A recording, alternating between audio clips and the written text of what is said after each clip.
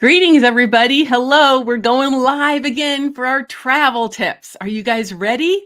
I hope so. Let's make sure we're live on YouTube and Facebook and Instagram.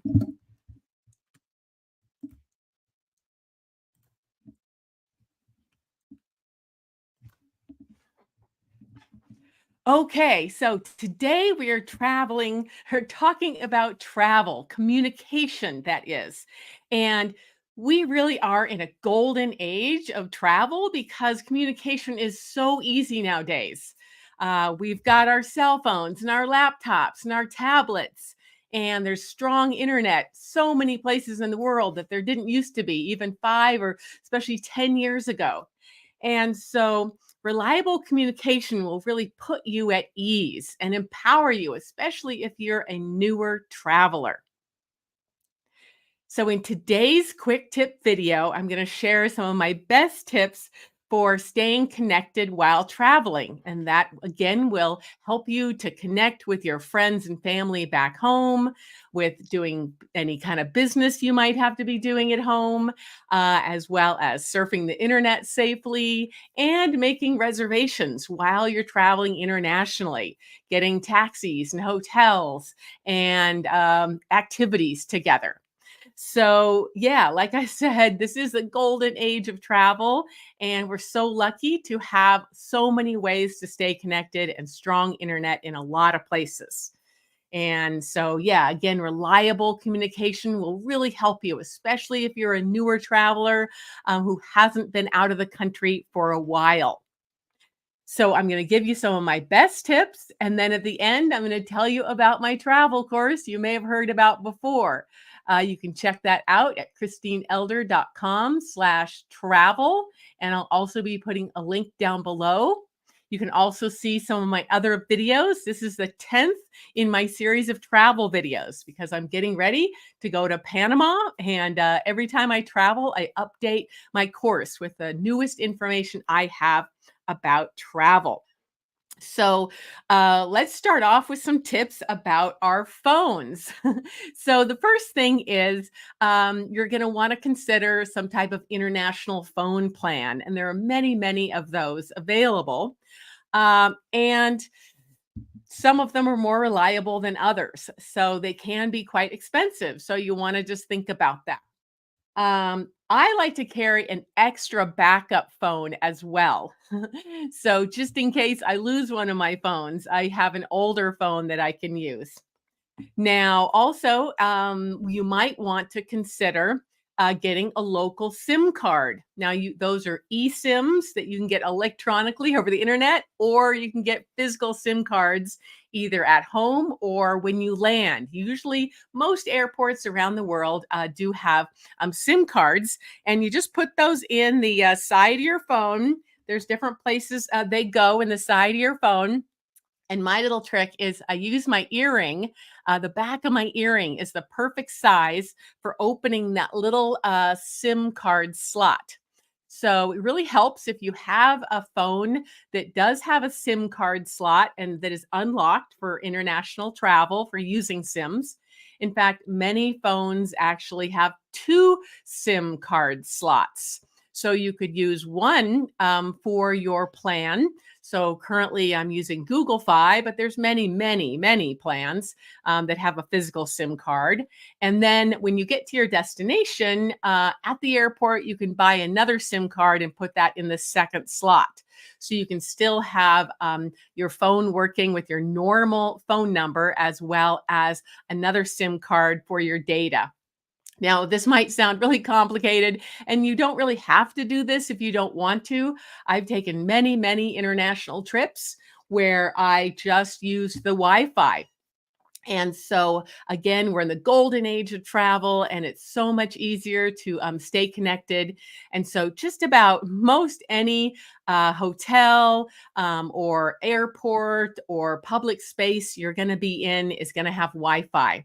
I've even noticed that in a lot of towns I've been in, like, I don't know, Mexico and Italy, there's a central square in town that has public Wi Fi, and often that's actually quite strong. So there could be a chance that you don't need an international phone plan, you don't need SIMs. That's just something extra that you can have.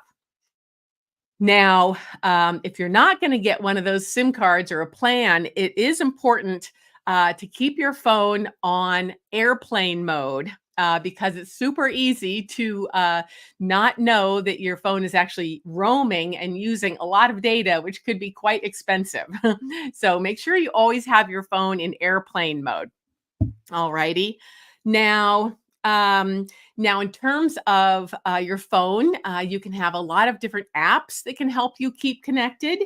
And so let's see, what do I have on my phone here? Um, so things like, all your social media accounts like Facebook and Instagram. You might have your email and YouTube, a flashlight app, a Spotify or something for listening to music, YouTube, and then other apps that are important vary by country. But one of them that's used around the world is WhatsApp. And that is a messaging app that you'll find a lot of your local taxi drivers and folks at hotels and other people you might need to connect with in the country will be using WhatsApp. And so that's a free application you can use, but there's a lot of other ones as well. Now, if you're in a foreign country with a different language, you might want apps like Google Translate. And if you're going to be traveling around the country and trying to figure out where you are, especially if you're renting a car, you might want Google Maps.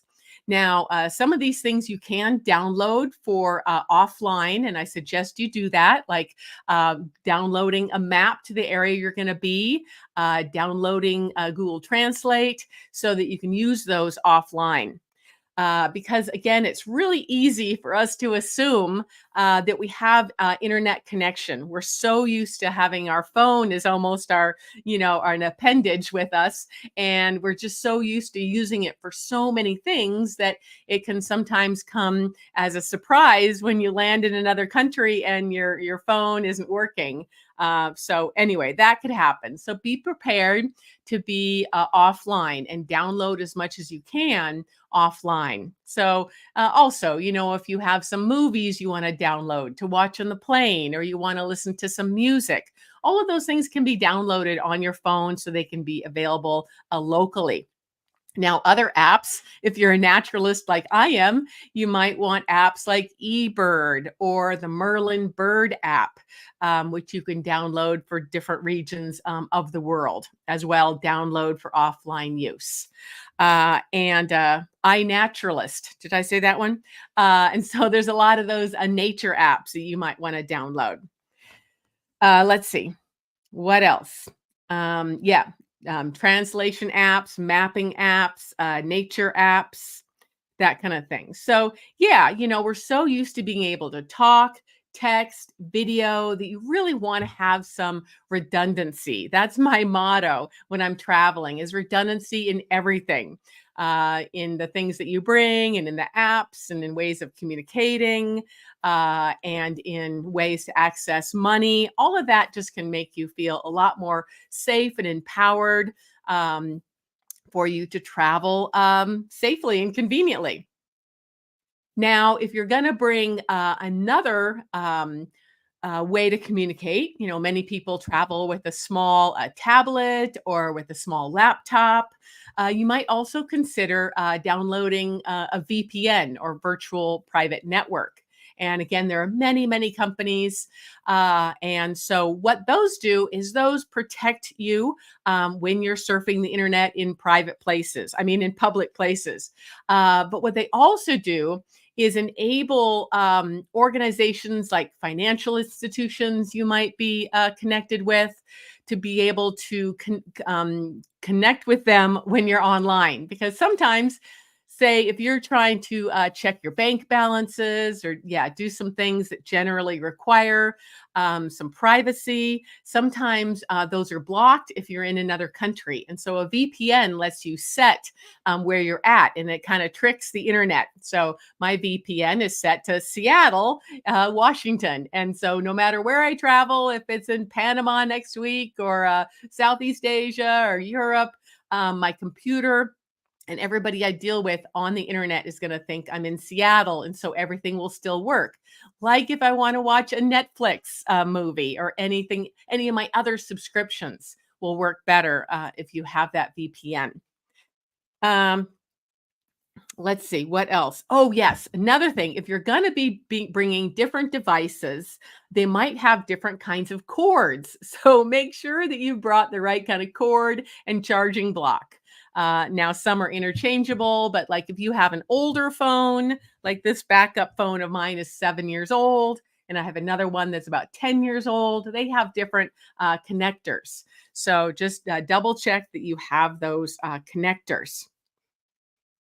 Another thing you can do is sometimes if your phone plan isn't quite working and your messages aren't coming through, you can set up with your phone plan to have your voicemails sent to your email so you can still get those. Again, if you can access your email. And make sure when you're traveling that you do carry the passwords to get into your email and other kinds of business things like financial institutions that you might have to access. And of course, keep those passwords someplace private or in the cloud so they can't be accessed. So I think that is a few of my tips.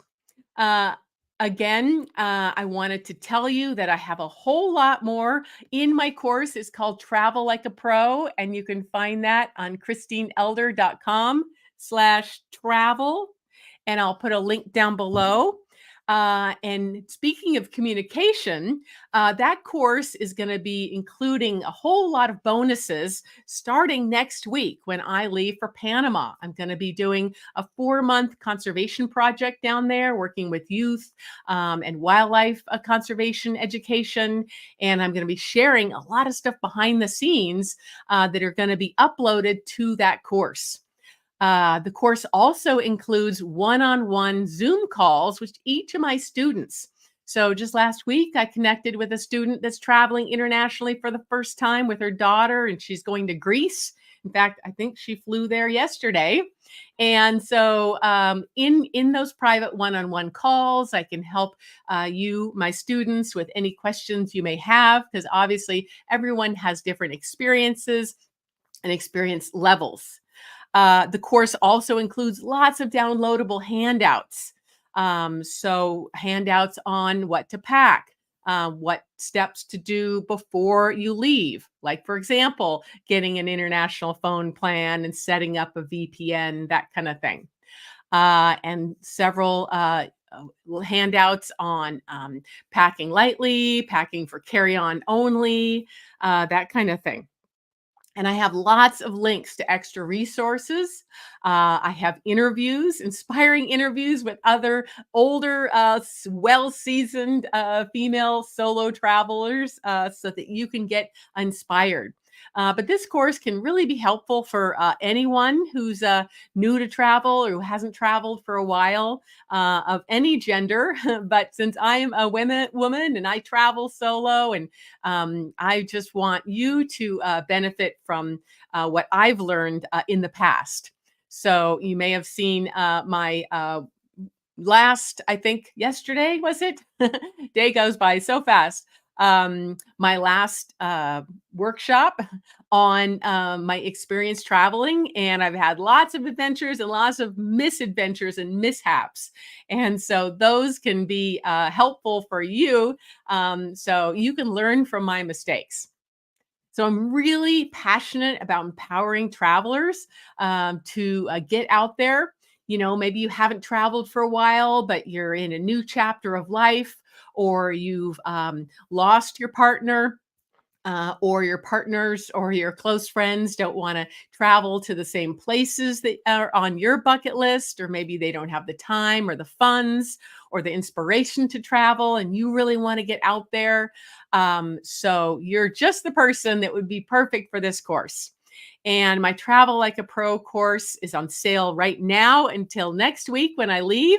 It's 30% off. I believe it's only $87, and you can do 4 payment plan option of 20 something dollars each.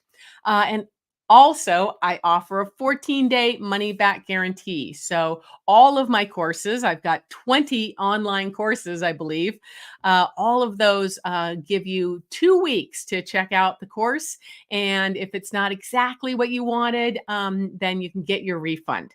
But I do suggest you check out the links that I have on social media to help you to see if this course is right for you.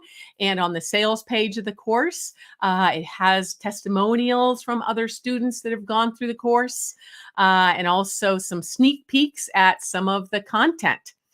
So, yeah. So I think that's it. Yes. So, yeah, my course can save you a lot of time and money, maybe hundreds of hours of time and hundreds of dollars, because I've gone through it all. I've traveled to over 15 countries. I've been from Alaska to Peru and uh, where else? Turkey to England to Malaysia. So, a lot of places around the world. And I've got more plans for travel this year. And so I share all of those experiences with the folks in my courses. So thanks so much for joining me today in this quick tip video about communication while you're traveling internationally. I hope it was helpful, and I'll see you in the next video. Okay, bye bye.